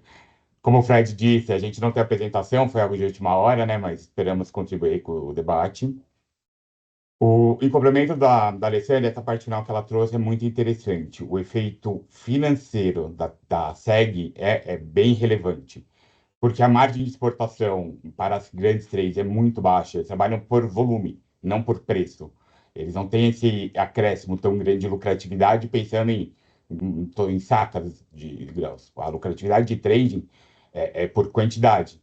E esse 1,8 realmente acaba dificultando muito todas as operações. Todos os clientes que nós conversamos estão bem preocupados, é um tema bem relevante na região, sim, de todos que operam no Matubi, todos que operam por essa região, todos que usam o Tegran, os investimentos que estão sendo feitos no Tegran, que é o terminal portuário que a Alessandra comentou, são super relevantes, são grandes empresas que são por trás do Tegran. E isso afeta no geral, porque outros estados já estão se movimentando, inclusive, para tentar atrair a soja de outros estados. Você não tem como tirar a soja do Mato Grosso do Sul, etc. Mas você tem como exportar por outros lugares. Então, que a gente está acompanhando o movimento tanto em São Paulo, quanto Paranaguá, quanto outros portos do Nordeste e no Norte já estão começando a pensar outras formas de exportação por conta da taxa, além de todo o aspecto jurídico, que a Alessandra explorou perfeitamente, esse aspecto econômico é algo que realmente muito complicado para o dia a dia das empresas, tá? Na primeira instância, a gente fez um levantamento recentemente, a pedido de um jornal, e estão em 16 ações, e a maioria são decisões liminares favoráveis, estão saindo das liminares favoráveis. E o que o Estado fez, mais uma vez, entrou com a suspensão de liminar. Para quem não atua, né, no tributário, com a Fazenda Pública, a suspensão de liminar é um pedido que vai direto para o presidente do Tribunal de Justiça e suspende os efeitos de toda e qualquer decisão liminar provisória contra a Fazenda Pública. Então, suspenderam as liminares de mandado de segurança, suspendeu as liminares de ações coletivas, que também já estão saindo. Então, é um movimento político muito forte do Estado, como a Alessandra falou, eles fizeram já esse movimento na TFTG e estão fazendo novamente. Tentamos, via associações, algumas conversas com o governo para tentar, que nem aconteceu no Pará. O Pará, ele falou, não vou fazer por enquanto, a taxa pode voltar daqui a um tempo, mas não vou fazer agora por causa do valor, como afeta tanto o produtor rural, quanto a CES, quanto a exportação, afeta o Estado como um todo, dentro de commodities do agro, que são grãos, que representam boa parte da nossa exportação. Então, a gente já tentou alguns contatos, as votações estão tentando contatos políticos, mas há uma posição da Secretaria da Fazenda, do governo do Estado do Maranhão, bem reticente para fazer as mudanças, tá? Então, a gente está sentindo essa dificuldade, principalmente na força política. Processualmente, a gente pensa em algumas alternativas para fugir dos riscos, né, que o mandado de segurança traz, como a legislação, o artigo 66 CTN, súmula 266 do STJ. Essas estratégias processuais do Estado são estratégias muito ruins de trabalhar, porque ele começa a pegar a vírgula da vírgula da vírgula só para tentar criar tumulto processual. Então a gente tenta sempre sair com isso, mas a força política está muito forte. A única coisa que eu tenho para adicionar agora no final, até já para me encerrar em razão do tempo, Alessandro, onde a gente brincou na sexta-feira que está aparecendo novela mexicana, essa história da SEG, e todo dia tem uma novidade saindo. Houve o ajuizamento de uma DIN pelo Fundo de Transporte, Associação de Transportadores. Abri ela aqui, Associação Nacional dos Transportadores Ferroviários, a NSTF. Foi o Eduardo Pugliese que está cuidando da ação. Então, ela está distribuída sob o número 7802 com o ministro Fux. Ela foi distribuída para o ministro Fux. Depois a gente manda, tá, Alessandro? Vou pedir para a gente mandar pelo WhatsApp ela, para ter. E ainda não tem análise da liminar, mas já tem um movimento, a gente participou de uma reunião na CTLOG, do Ministério da Agricultura, o movimento, tanto do pessoal do transporte quanto do próprio governo, iam levar para o Pernadiap falando, olha, a reforma tributária, se aceitarem esse artigo 136, mirando em 4 estados que já têm essas contribuições há muito tempo, já tem uma jurisprudência da STJ errada, mas que já existe a jurisprudência consolidada, faz as contribuições não tributárias, como, por exemplo, o do Mato Grosso do Sul e Goiás, mas os outros estados vão começar a se aproveitar de leis antigas, leis não atualizadas, de coisas que não tinham, mas tem uma base antiga para poder fazer. Então, a gente está sentindo que o próprio governo federal, o próprio Congresso, está incomodado com o que está acontecendo. Então, a força política em Brasília vai ser muito diferente da força política dentro do estado do Maranhão, porque isso acaba incomodando a própria reforma tributária, todo o pensamento de simplificação, diminuir litigiosidade, algo mais pensado setorialmente, tudo isso acaba com a postura do Estado do Maranhão. Então, por isso, a gente tem essa expectativa em Brasília, principalmente, de ter uma força política muito mais forte lá. Então, no nosso dia a dia é isso. Tem algumas ações de escritórios, todos estamos na suspensão de liminar, então as liminares que tivemos foram suspensas. E, pelo que conversamos dentro do próprio tribunal, expectativa que a força política, mais uma vez, vai ser muito forte dentro do Maranhão. Então, é um processo que a gente brinca de longo prazo, que é quando para chegar em Brasília, para tentar ter alguma mudança em Brasília, porque dentro do Maranhão a gente sabe que a força política do governo vai ser muito forte. É isso, agradeço por todos. E queria até só trazer mais uma dor dos exportadores, que é o pagamento dessa contribuição carga-carga, né? Então, chega os caminhões de soja, eles têm que recolher carga-carga, e assim, além do custo do ônus financeiro, ainda tem um custo de compliance muito grande. Então, isso é realmente um contrassenso e uma coisa bem difícil, e vai só prejudicar os negócios do Estado do Maranhão. Vocês sabem, agradecendo muito, Alessandra, Leandro. Henrique, você quer fazer algum comentário? Não, acho que eu queria comentar, acho que na linha do que o Leandro acabou fechando, uma linha um pouco mais macro do cenário, acho que a gente, até para a discussão sair um pouco do jurídico, a preocupação que a gente tem disso, da proporção que isso aí pode tomar. Os estados aproveitarem eventualmente essa deixa e começar a criar esses mecanismos de usar o judiciário, né? Que a gente está no ponto da reforma de quebrar esse paradigma de contencioso, empurrar lá na frente, decide, já entrou com o dinheiro, modula, só vale para quem entrou, e aí a bola continua rodando. Então, acho que já havia conversado, o Leandro colocou esse ponto interessante, que é um pouco provocar o governo para falar isso aqui é o que você está bancando, continuar com isso, ou você está bancando uma reforma tributária em que a gente vai fazer as coisas direito. Então, eu acho que esse ponto é relevante até para fins de projeção do que vem para frente, independente da questão micro no sentido da gente estar falando de um tema do estado do Maranhão, mas macro em relação à proporção que isso aí pode eventualmente tomar. Acho que é uma preocupação, além do Maranhão, é uma preocupação de sistema, né? Que a gente vai acompanhar nos próximos anos aí. Perfeito. Mais um assunto que a gente certamente deve voltar nas próximas reuniões do nosso comitê jurídico, porque é um assunto em andamento e a gente ainda vai ver os desdobramentos, não só das ações, mas também das ações judiciais, mas das ações políticas que devem vir pela frente. Alessandra, agradeço demais a sua participação, a você ter aceitado o nosso convite. Leandro, Henrique, pela participação também de vocês de última hora, mas que trouxeram, enfim, elementos importantíssimos para a gente ter a visão completa do cenário.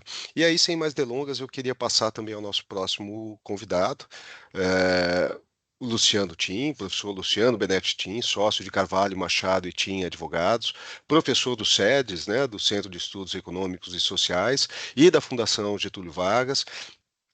O Tim é mestre e doutor pela Universidade do Rio Grande do Sul, é LLM pela University of Warwick, é pesquisador e pós-doutorado, pesquisador visitante da University of California e também pesquisador pelo IESE, que é o IESE Business School, e o Luciano também gentilmente aceitou o nosso convite para falar de um outro tema também sensível que nesse momento, que são as ações as leis estaduais que retiram benefícios fiscais das empresas que são signatárias da moratória da soja.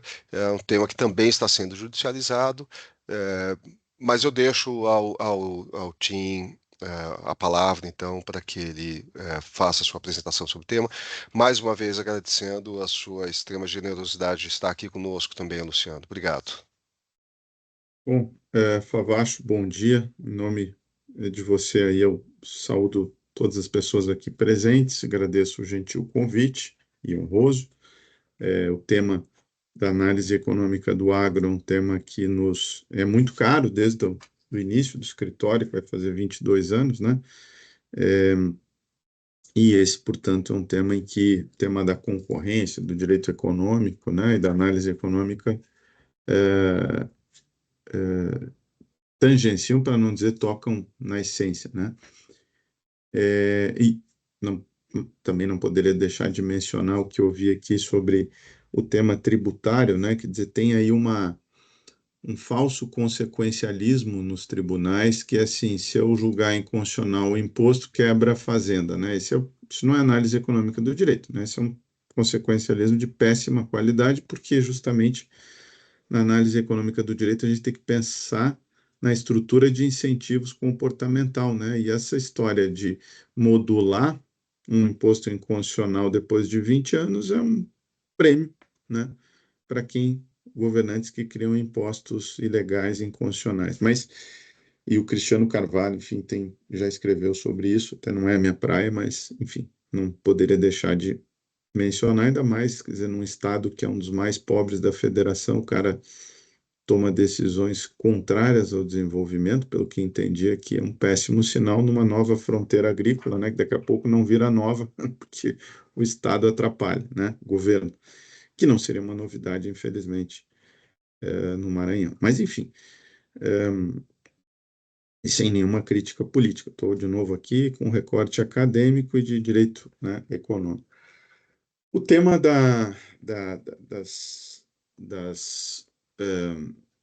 dos incentivos, né, e relacionados à moratória é um tema que já fui provocado a debater brevemente em alguns eventos, mas essa é a primeira vez que me deparo com a oportunidade de né, uma reflexão um pouco mais aprofundada, por isso que eu agradeço e recebam como uma primeira reflexão, como diria, como diz, porque está viva, graças a Deus, a professora Raquel Stein, apenas aposentada, né, na São Francisco, na USP, falando a lápis porque dá para pagar, né? A primeira vez que eu estou falando de uma forma mais refletida, né? Então pode ser que passe algo e então a gente pode reavaliar aqui, não é uma posição ainda definitiva.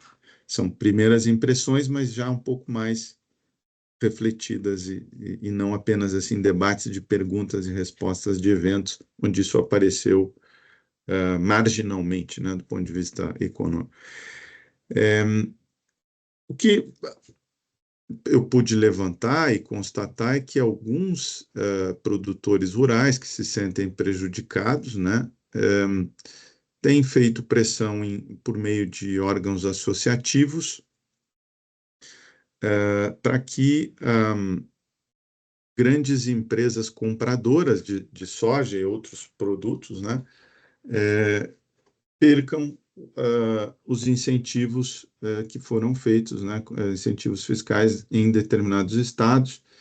Identifiquei legislação em Rondônia, Mato Grosso, e isso acaba podendo ter efeitos, né, em outros estados, mas são estados, especialmente Mato Grosso, de referência para o agro, né? Rondônia é mais uma nova, vamos chamar assim, relativa nova fronteira. Estados que hoje têm peso no Congresso, né? A gente sabe que, às vezes, estados, não é o caso de Mato Grosso, mas estados pequenos têm mais peso que estados grandes, né? No nosso desenho federativo, né? Nossa federação também tem problemas de desenho, né? Mas, enfim, você pega alguns estados que realmente têm muita força, né? O Acre, por exemplo, tem força desproporcional, é capaz de ter mais força que São Paulo, basta a gente pegar as representações nas lideranças. Se a gente fosse pensar, é como se os estados de Nova York e Califórnia nos Estados Unidos, né, tivessem menos representação que Iowa, né? Então, é algo que, mas isso é antigo, enfim, não é novidade, mas, enfim, acaba tendo aqui algum peso e efeitos, por exemplo, que isso pode ter em legislação federal e em governo federal, enfim. E num momento em que o mundo está passando por uma crise de segurança, né,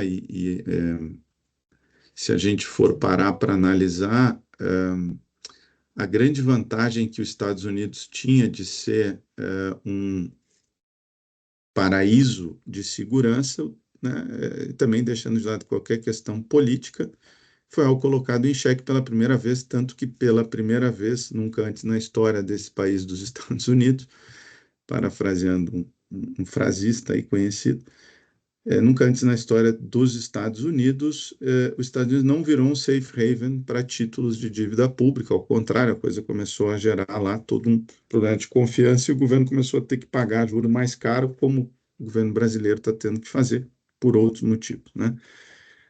Nosso governo também aqui nunca, né, acho que está pagando, matéria do Estadão, mesma taxa de juros do governo Dilma 2 ali, né? Lula 3 pagando o mesmo juro de Dilma 2. De títulos de dívida. Então, os Estados Unidos começa a ficar com a cara do Brasil, até tem um texto sobre isso, sobre a brasilinização, e é um aspecto até meio pejorativo, falado por um acadêmico norte-americano, mas quanto mais a gente vai para lá, mais parece que fica parecido. Mas o fato é que não é um sinal, vamos dizer assim, bom em termos de segurança jurídica, porque se o Estado oferece um pacote por lei de incentivos, não dá para simplesmente ir lá e tirar, né? Então é óbvio que isso vai ter uma discussão judicial, me parece, né? E não que o produtor não tenha direito a poder se articular, né? Buscar seus interesses. Agora, a gente tem que fazer isso da maneira correta, né? Quer dizer, com meios legais, enfim, não por decreto, aqui teve caso de leis também, mas essas leis elas têm que, de alguma maneira, não surpreender os agentes econômicos, né, que confiaram, né, na palavra, vamos colocar assim, que foi dada e que, portanto, foram feitos investimentos. Então, a tendência de uma judicialização, já houve até uma decisão ali do Supremo, surpreendentemente até do ministro Dino, né, que não é aquele que talvez tenha mais sensibilidade para argumentos de direito econômico, mas, enfim, já houve essa primeira manifestação. Essas discussões judiciais, elas envolvem, aí não é a minha área, mas aqui já foi antecedido por tributaristas, né? Quer dizer, você cria um incentivo, depois você tira. Eu lembro que teve algumas discussões já alguns precedentes quando o PT assumiu o governo do estado do Rio Grande do Sul e quis tirar alguns dos benefícios que o governo Brito tinha dado para a indústria automobilística se instalar no estado. Inclusive, o PT conseguiu fazer com que o Rio Grande do Sul perdesse uma delas, né, Ford para a Bahia, mas depois houve uma discussão sobre a GM, depois o governo perdeu, né, o judiciário mandou cumprir o contrato, né, vamos dizer assim, o contrato em sentido mais amplo, né, de expectativas normativas que são geradas. Então, acredito que, e quero ouvi-los aqui, ouvi-las, me parece que tem um aspecto direto em relação às empresas, né, daquilo que foi acordado, e tem um aspecto mais macroeconômico, de como isso poderia soar nesse momento turbulento.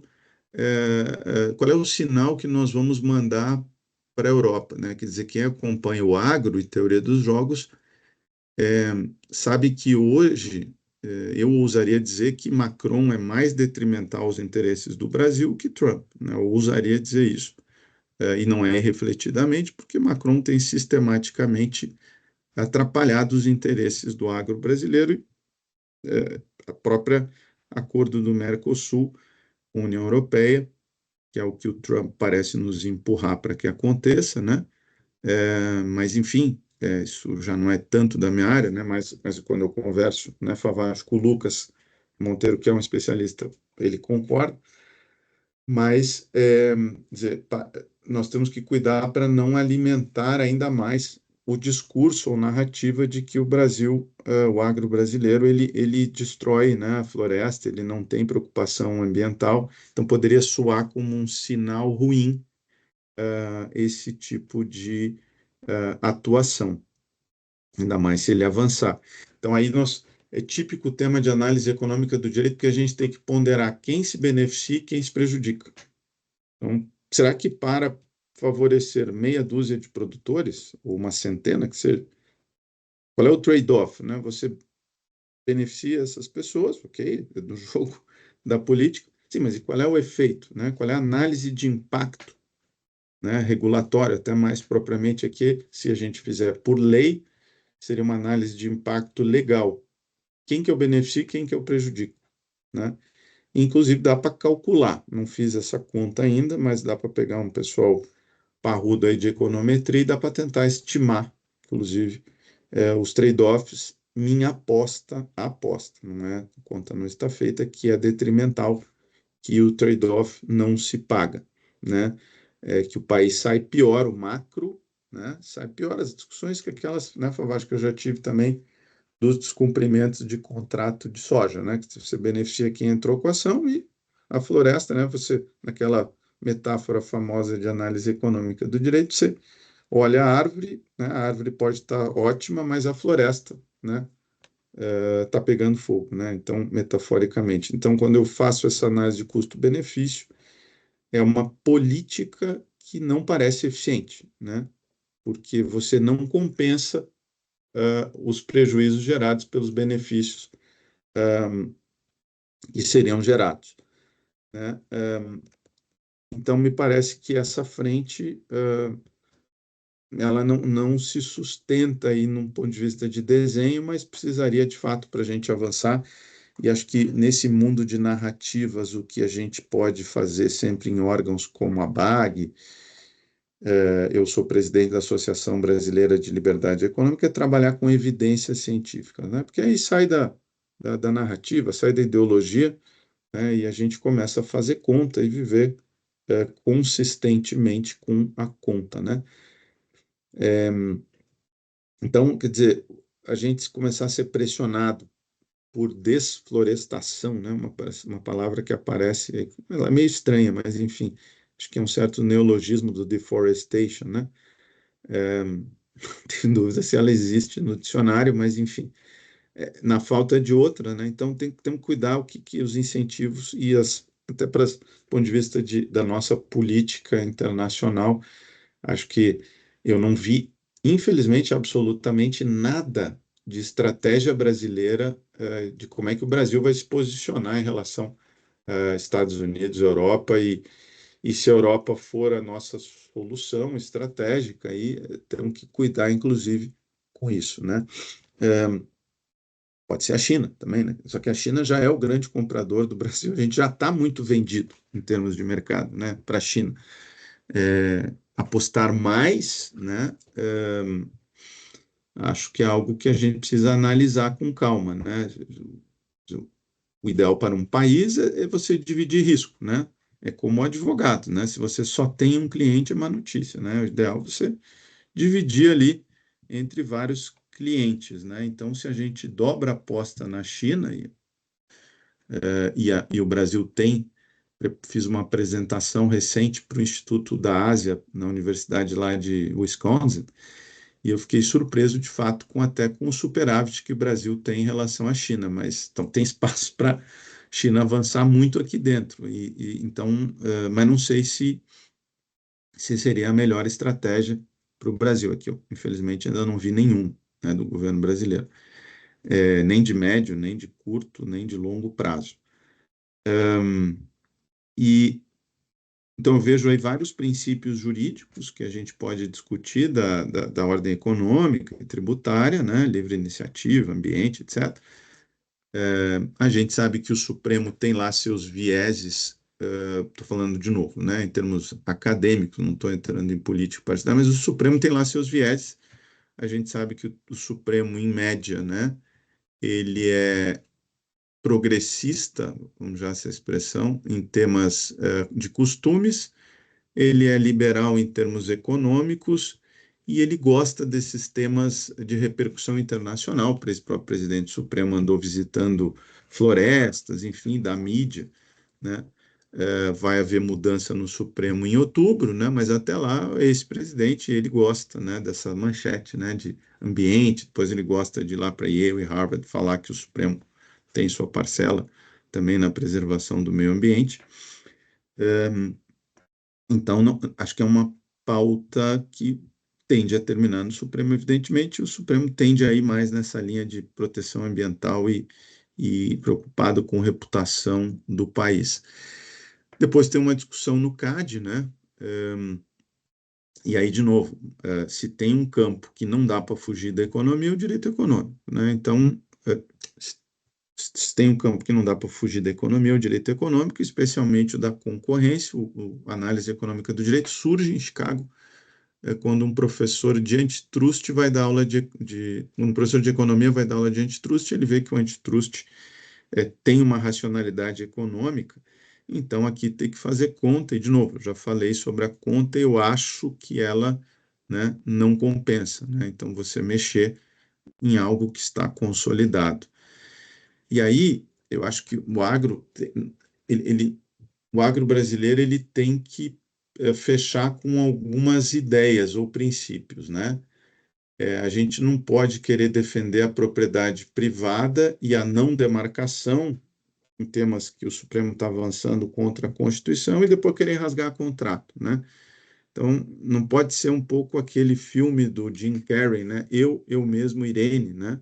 Que o Jim Carrey tem basicamente 3 personalidades, né? Embora seja a mesma pessoa, ele sofria ali um distúrbio, é uma comédia.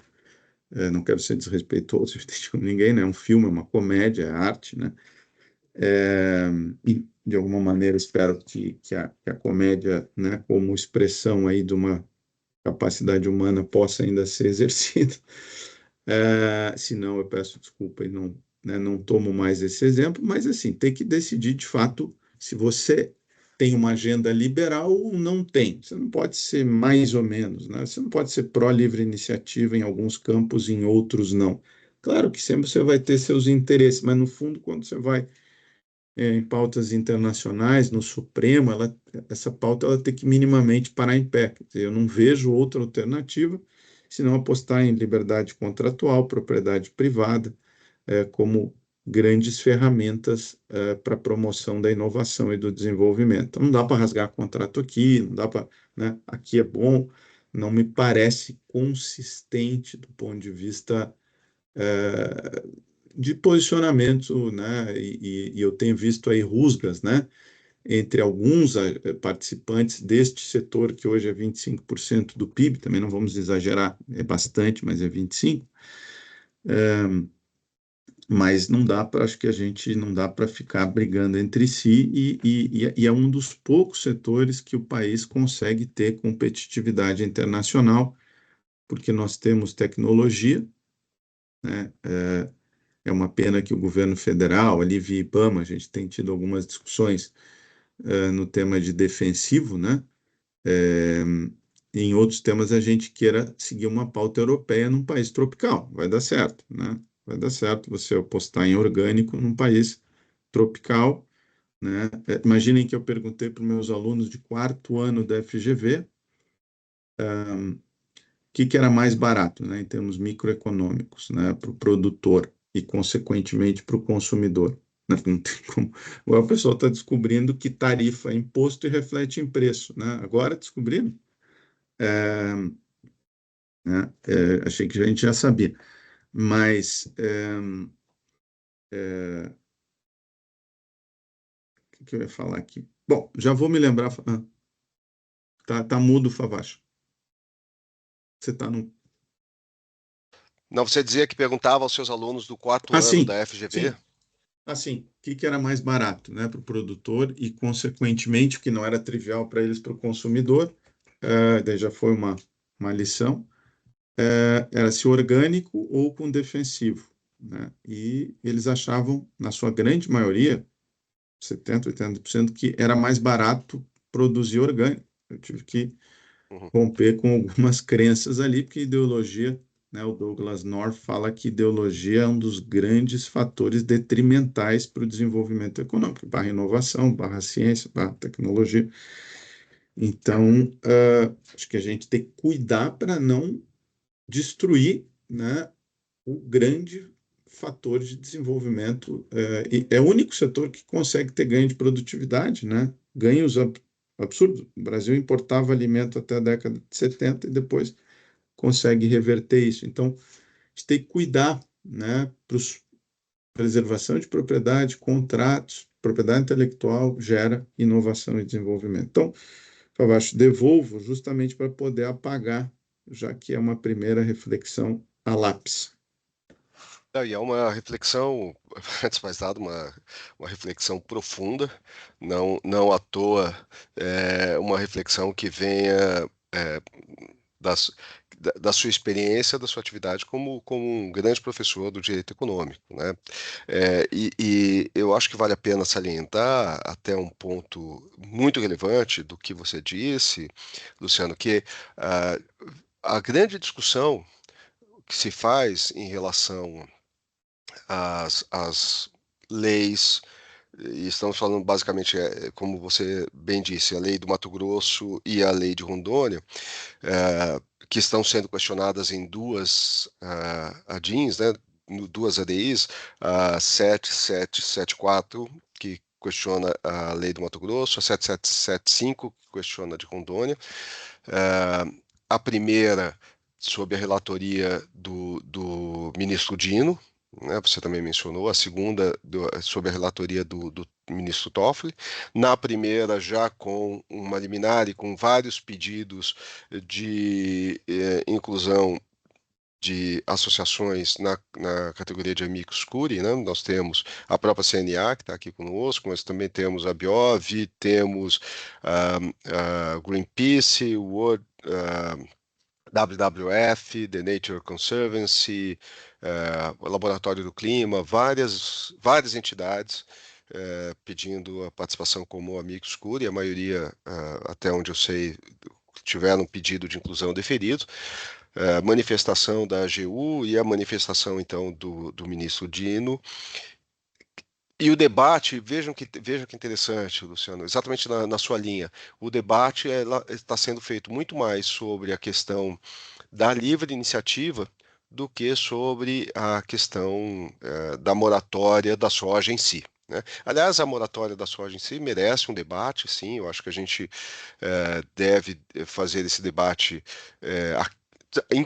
principalmente aqui na ABAG. Eu acho que vale a pena, viu, Juliana, a gente chamar numa próxima reunião do comitê um debate sobre moratória, inclusive com essa perspectiva que o Luciano traz para a gente, de buscar análise dos números, análise de impactos econômicos, enfim, para além da questão eventualmente ideológica ou política envolvendo o moratório da soja, mas eu acho que valeria a pena a gente, inclusive com a participação das associações, eventualmente da ProSoja, Associação dos Produtores, a própria CNA, convidada a se manifestar, para a gente fazer esse debate bem amplo. Hoje esse debate está sendo feito parcialmente no Judiciário.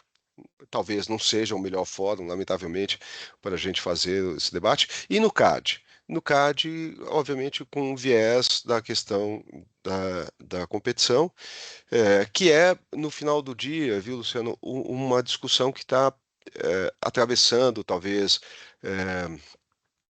transversalmente, né, todos os vários níveis de debates possíveis sobre a moratória, mas que está se focando ou se centrando na questão da livre iniciativa.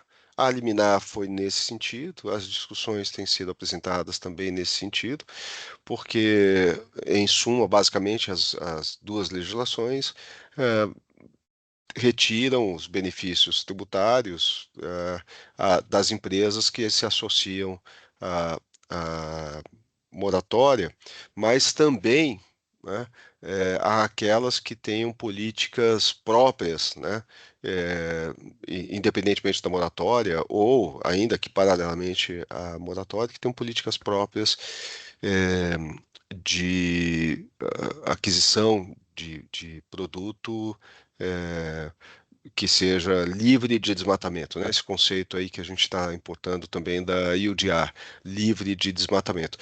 Mas, como eu disse, né, essa discussão está em aberta, e eu acho que essa sua análise e a sua reflexão, Luciano, elas são extremamente pertinentes e, de fato, é isso. Elas colocam aí uma grande tarefa de casa para todos nós, e em especial para a BAG, né, na medida em que é a Associação Brasileira do Agronegócio, de pensar mesmo, pensar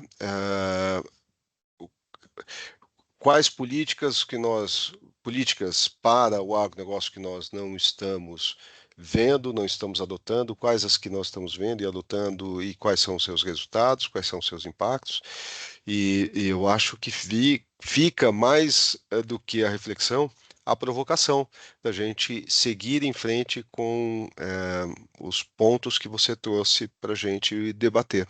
Então, Luciano, eu agradeço muito mais uma vez o seu tempo, a generosidade do seu tempo, todos aqui que participaram hoje como palestrantes. Reforço de novo o agradecimento à Alessandra, ao Tiago e à Camila, que falaram sobre arbitragem, todos que vocês, eu sei, fizeram um esforço para conseguir na agenda concorrida de vocês um tempo para doar aqui para a BAG, para todos os participantes. Esse evento, esse nosso encontro está sendo gravado, e depois a gente vai disponibilizar para todos aqueles que não tiveram oportunidade de estar com a gente hoje, seja porque estão participando de eventos concorrentes em termos de tempo, né? Eu mesmo vou sair daqui, vou correr para sua casa, para lá para a FGV, viu, Luciano, para participar de um evento da Biov. Então a gente tem vários eventos concorrentes, lamentavelmente nem todo mundo consegue prestigiar todos os eventos ao mesmo tempo. E por isso a gente vai disponibilizar depois para as nossas associadas, né, a gravação do nosso encontro de hoje, de tal maneira que a gente atinja muito mais pessoas, para além daquelas que tiveram a oportunidade de estar aqui e assistir ao vivo. Então, Luciano, mais uma vez, e também aqui é um agradecimento aos meus sócios, Leandro e Henrique também, que se juntaram aqui de última hora, mas que trouxeram uma preciosa colaboração. Juliano, queria agradecer a você pela coordenação, sempre precisa, dos encontros aqui do Comitê Jurídico da ABAG. E nos 5 minutos finais que nós temos, eu deixo a palavra aberta, quem quiser se manifestar, fazer alguma pergunta a Luciano ou a Alessandra, e aos dois, se quiserem fazer considerações finais, também, nesses 5 minutos finais, a palavra está aberta, o microfone aberto. Obrigada, Frederico. Só quero agradecer e dizer que eu achei sensacional a palestra do Luciano Tim, adorei ouvi-lo e realmente importantíssimo essa questão da moratória da soja, é um ponto que afeta ali todas as empresas do agronegócio. E agradeço mais uma vez o convite por estar aqui. Muito obrigada. Obrigado, Alessandra. Luciano, algumas palavras finais? Você gostaria de... Não, eu agradeço aqui, reitero. Me ocorreu só de dizer que quando o setor privado achou que o governo brasileiro, com razão, estava, no governo anterior, deficiente em algum ponto, né, que era no tema ambiental, que o setor privado foi vocal em ir nos eventos internacionais, né, pressionar o governo. E eu acho que está na hora também do setor privado, já que o governo não está fazendo, ter um planejamento de como é que, né, a gente tem que se posicionar até para orientar, ou, enfim, discutir com o governo brasileiro internacionalmente, eventualmente corrigir algum rumo para saber, né, de fato, não há como planejar os próximos 3, 5 anos sem saber o que o governo está pensando, né? Então, se o governo não pensa, talvez o setor privado tenha que fazer. É isso. Bom, meus amigos, mais uma vez, aqui prestigiando o horário, vamos encerrando, então. Eu não tenho mais palavras para agradecer novamente a Alessandro Kuma, professor Luciano Benetti Tim, meus sócios Leandro Genaro, Henrique Bolato, e também ao Tiago Marinho Nunes e a Camila Biral, que estiveram aqui mais cedo, e a todos que assistiram e assistirão a esse encontro de hoje, que eu acho que foi muito profícuo em assuntos e que deixa várias lições de casa. Nós ainda vamos ter que entender os desdobramentos, né, das ações contra os novos fundos estaduais. Vamos acompanhar e vamos manter todas as associadas da ABAG informadas. E também a questão da moratória da soja, tanto pelo viés da investigação do CAD, quanto também pelas ações, as ações diretas de inconstitucionalidade contra essas leis estaduais, que também são medidas que foram adotadas para, de alguma forma, fazer frente à moratória. Moratória que, lembremos, tem 18 anos, né? Então, vai ser interessante acompanhar os próximos passos, especialmente nesse ano em que ainda temos outros assuntos importantes, como encontro do G7, G20, COP, COP 30, tudo acontecendo ao mesmo tempo agora.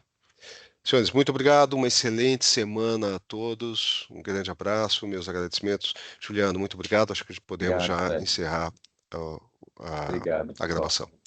Obrigado, gente.